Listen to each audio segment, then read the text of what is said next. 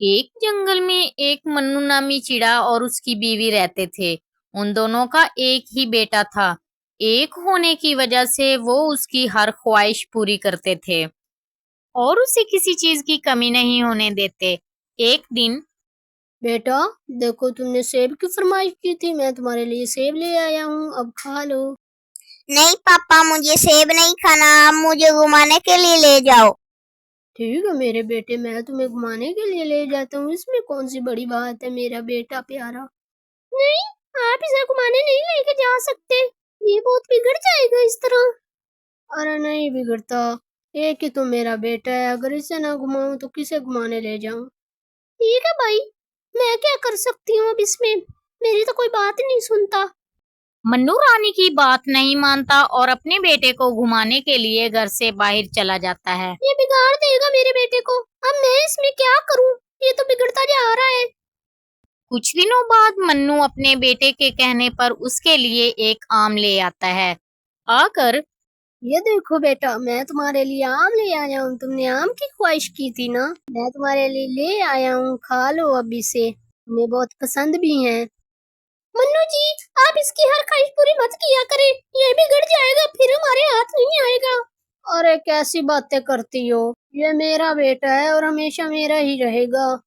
ठीक है भाई, मैं तो बोलती ही नहीं, मेरा तो बोलना भी सबको बुरा लगता है। बेटा तुम अपनी माँ की बातों को छोड़ो और आम खाओ।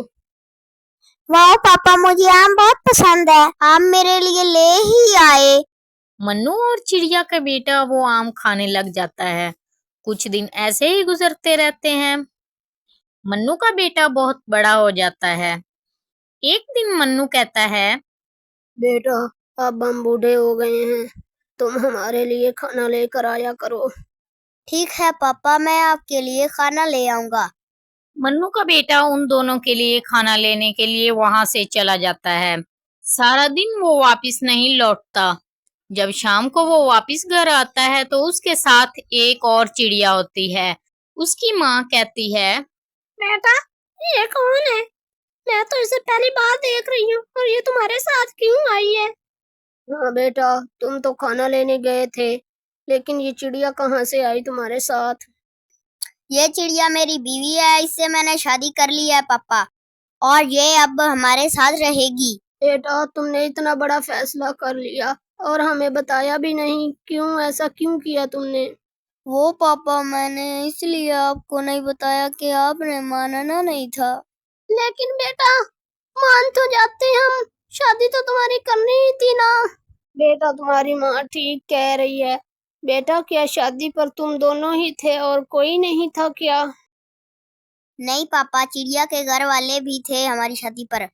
बेटा तुम्हें हमें बताना चाहिए था, क्या हम इतने बूढ़े हो गए हैं कि तुम्हारी शादी पर भी नहीं आ सकते। चलो छोड़ो रानी, फिर क्या हुआ, हमारा बेटा है ये। मम्मा पापा, अब आप दोनों मान तो गए हैं ना। हाँ बेटा, मान ही गई है, बहू तो बहुत प्यारी है। मन्नू के लाड प्यार ने उसे अपने बेटे से बहुत दूर कर दिया था। मन्नू का बेटा काफी बिगड़ गया था। वो किसी की बात नहीं मानता था, बस अपनी मर्जी करता था। पापा, हमें घूमने के लिए जाना है, हम शहर के लिए जाना चाहते हैं। बेटा चले जाओ, लेकिन जल्दी आ जाना बेटा, हालात बहुत खराब हैं। ठीक है पापा, हम जल्दी वापस आ जाएंगे। एक तो आप रोक टोक बहुत करते हैं। बेटा हम बूढ़े हो गए हैं तो अब तुम्हें बुरे क्यों लगने लगे हैं, तुम कैसी बातें कर रही हो। वो दोनों घूमने के लिए घर से बाहर जंगल में चले जाते हैं। वहां पर वो दोनों बैठकर बातें करते हैं। चिंटू जी, आपके मम्मी पापा ने बहुत तंग किया हुआ है, आप इन्हें घर से निकाल दें। लेकिन वो मेरे मम्मी पापा हैं, मैं उन्हें घर से कैसे निकाल सकता हूँ। चिंटू जी, तो फिर हम निकल जाते हैं ना, मेरा दम बहुत घुटता है उस घर में। लेकिन हम उस घर से निकल कर जाएंगे कहाँ, हम तो दर बदर हो जाएंगे। चिंटू जी, हम कुछ ना कुछ कर लेंगे, लेकिन इस घर से निकले, मुझे नहीं रहना यहाँ।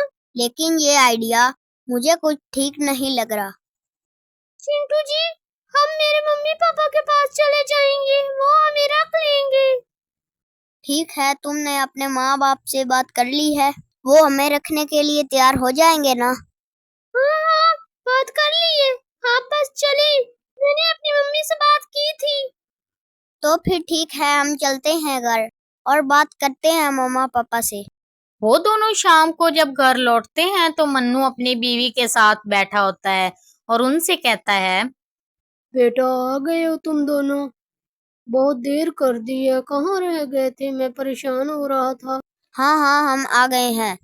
आपके तो सवाल ही नहीं खत्म होते।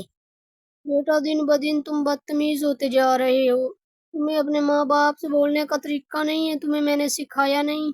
मैं तो ये घर छोड़कर जा रहा हूँ, आप लोग रहें यहाँ। बेटा ये कैसी बातें कर रहे हो तुम हमें कैसे छोड़ सकते हो बुढ़ापे में। बेटा क्या हुआ है तुम्हें, तुम नाराज हो हमसे, और कहाँ जाओगे तुम मेरे बेटे। मैं यहाँ से बहुत दूर जा रहा हूँ आप लोगों को छोड़कर। मैं फिर कभी भी नहीं आऊंगा। मैं तंग आ चुका हूँ आपके सवालों से, इसलिए मैं जा रहा हूँ। बेटा ये कैसी बातें कर रहे हो, तुम हमें कैसे छोड़कर जा सकते हो, हम बूढ़े हैं, तुम्हारे माँ बाप।